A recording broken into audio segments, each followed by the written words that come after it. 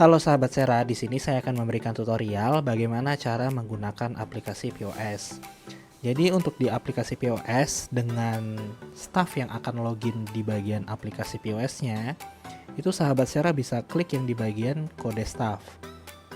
Jadi tidak menggunakan email atau password, dia menggunakan akses tersendiri jika aksesnya menggunakan akun staff. Nah, untuk URL ID ini bisa dilihat di bagian back office sesuai dengan masing-masing nama tokonya. Contohnya di sini Wabi Sabi seperti ini. .myosara.com tidak perlu karena sudah tertulis di sini ya. Untuk kode staffnya ini seperti username-nya atau nama dari staffnya, atau nanti sesuai dengan yang sahabat Sera buat akunnya di bagian back office. Di sini contohnya staff 1. Untuk kata sandinya juga sama. Nah, ini adalah tampilan dari aplikasi POS-nya. Nanti di bagian tablet atau handphone kurang lebih juga sama. Kita bahas dari bagian atas. Di sini ada garis 3. Di sini adalah menu yang bisa sahabat Sera akses. Jadi untuk aplikasi kasirnya, untuk melayani transaksi itu di menu aplikasi kasir ini.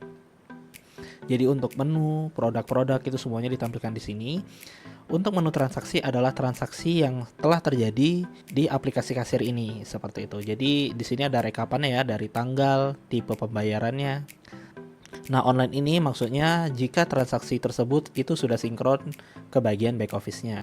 Lalu di bagian inventory ini adalah tampilan ya, tampilan dari semua produknya. Lalu untuk kas masuk dan keluar di samping sini. Nah, ini adalah pengeluaran atau pendapatan. Nah, kalau misalnya ada pengeluaran yang menggunakan uang dari kasir, misalnya untuk pembelian plastik seperti itu ya, atau pembelian alat kebersihan untuk tokonya seperti itu menggunakan uang kasir, itu bisa ditambahkan dari menu kas masuk dan kas keluar. Begitu juga jika ada pendapatan di luar transaksi yang terjadi, itu bisa ditambahkan di sini. Di sini juga ada filter untuk tanggalnya tanggal berapa yang sahabat Sera mau lihat untuk list pendapatan atau pengeluarannya seperti itu. Dan di sini ada pengaturan. Pengaturan ini lebih ke pengaturan untuk printer dan pengaturan untuk local server. Itu maksudnya jika sahabat Sera punya 2 printer, satu printer dapur dan satu printer kasirnya, jika ingin disinkronisasikan itu nanti dari sini, dan itu dibantu oleh tim support kita seperti itu. Lalu di sini ada absensi. Nah, nantinya jika sahabat Sera menggunakan fitur absensi, menunya aksesnya bisa dari sini. Kita kembali ke bagian menu kasirnya. Di bagian atas ini ada meja. Jadi sahabat Sera bisa pilih ya, jika ada customer datang dia ingin duduk di meja mana seperti itu. Jadi nanti sahabat Sera juga bisa pantau meja yang kosong, meja berapa, meja yang sudah terisi, meja berapa seperti itu. Jika menggunakan fitur untuk restoran seperti itu. Lalu di sini ada in atau take away. Ini adalah statusnya. Jadi statusnya ini mau dibikin dine in atau take away. Jika memang ada keperluan untuk mencatat statusnya, bisa dipilih. Nah, pesanan ini nantinya hubungannya dengan local server tadi yang saya bilang. Jadi pesanan yang sudah dikirim ke dapur itu nanti bisa dilihat dari sini. Keterangan ini jika misalnya ada catatan tertentu yang ingin dimasukkan, itu bisa diisi dari sini seperti itu. Lalu di atasnya lagi di sini ada ini adalah untuk online order. Jadi misalnya sahabat Sera menggunakan fitur yang antarin makan seperti itu ya dari All Sera, itu jadinya nanti orderannya bisa masuk dari sini. Jadi si customer bisa pesan dari website yang sudah disediakan, lalu nanti pesanannya akan masuk ke sini. Lalu di sampingnya ada produk, ini untuk menampilkan semua produk-produk yang ada di toko kalian. Lalu di sampingnya ada barcode. Barcode ini fungsinya untuk di toko retail untuk scanning produk ya, supaya pencarian produknya bisa lebih cepat seperti itu. Jadi nanti tinggal tambahkan ke scanner lalu arahkan. Dan pastikan ini untuk yang kursornya, yang kelap-kelip ini ya, itu berada di bagian bawah barcode ini. Bagian atas ini untuk quantity dari barcode yang akan di-scan, seperti itu. Custom atau deposit. Nah, ini fungsinya jika misalnya ada penambahan satu transaksi yang tidak ada di menu. Nah, misalnya ada menu-menu custom ya, itu bisa ditambahkan nama itemnya apa dan harganya berapa. Begitu juga kalau misalnya ada deposit, itu bisa ditentukan misalnya namanya deposit. Di sini kalau misalnya ada ya, nanti namanya deposit atau apapun nama itemnya bisa ditambahkan ke poin deposit seperti itu. Nah, kita kembali ke bagian produk. Di bagian bawah atau di bagian sebelah kanan atas di sini ada kategori produknya seperti itu. Di bagian bawah juga sama, jadi nanti tinggal dipilih aja mau filternya dari sini atau dari bagian bawah. Lalu di sebelah kanan ini di bawah tulisan meja itu ada gambar icon. Ini jika misalnya sahabat Sarah pilih, maka ini digunakan untuk menambahkan customer baru atau memasukkan nama customer untuk pesanan tersebut seperti itu. Lalu di bagian tanda plus ini untuk membuat pesanan baru. Jadi misalnya jika sahabat Sarah memasukkan satu produk ya seperti ini, jika sahabat Sarah klik yang tanda plus ini, maka pesanan yang kopi mahasiswa ini itu menjadi pesanan yang tergantung atau pesanan yang di hold atau yang pesanan yang belum dibayar. Jika ada kebutuhan seperti itu bisa menggunakan tanda plus ini. Kalau kita coba, nah di sini dia akan menjadi pesanan baru. Misalnya di sini kita tambahkan es teh manis 1. Nah, kita bisa pilih misalnya yang di bagian atas ini yang tadi kopi mahasiswa. Jadi kita bisa buka sekarang es kopi mahasiswa jika misalnya memang ada kebutuhan seperti itu.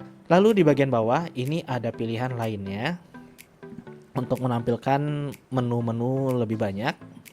Nah, untuk cetak cek ini fungsinya itu untuk print out seluruh pesanan yang telah dipesan oleh customer. Jadi biasanya ini untuk print check yang ditampilkan ke meja customer.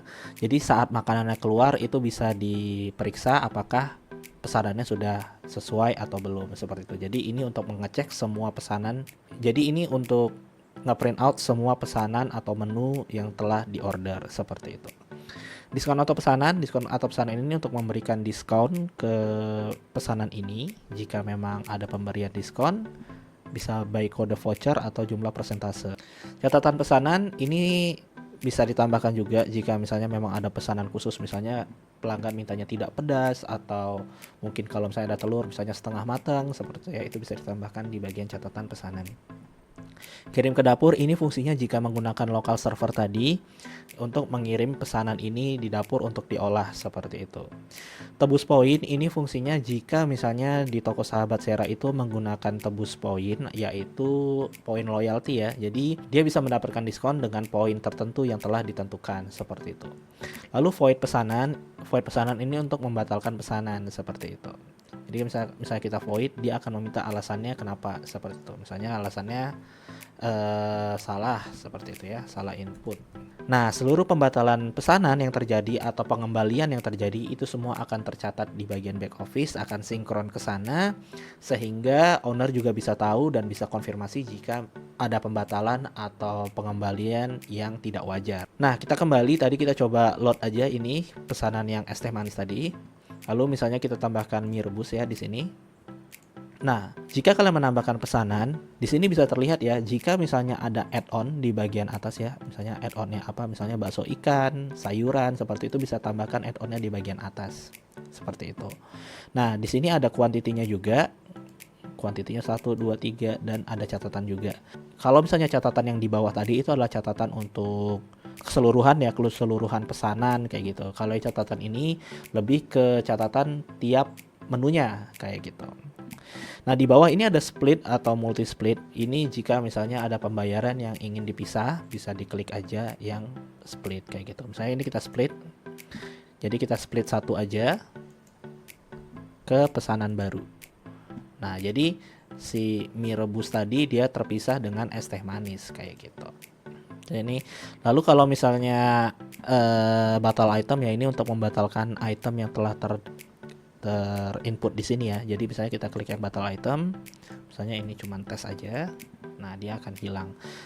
Lanjut kita coba melakukan pembayaran. Jadi kalau misalnya itemnya tadi sudah dipilih dan sudah ada di bagian list yang putih ini, kita bisa klik yang 4.500 yang di bagian bawah.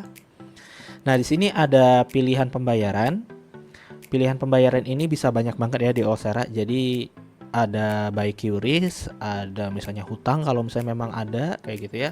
Ada yang bagian deposit juga. Tapi di sini kita pilih yang cash aja karena yang QRIS itu nanti jatuhnya dia akan menampilkan, misalnya kita klik yang bayar ini dia akan menampilkan QRIS ini. Jadi nanti si customer tinggal melakukan scanning aja kayak gitu.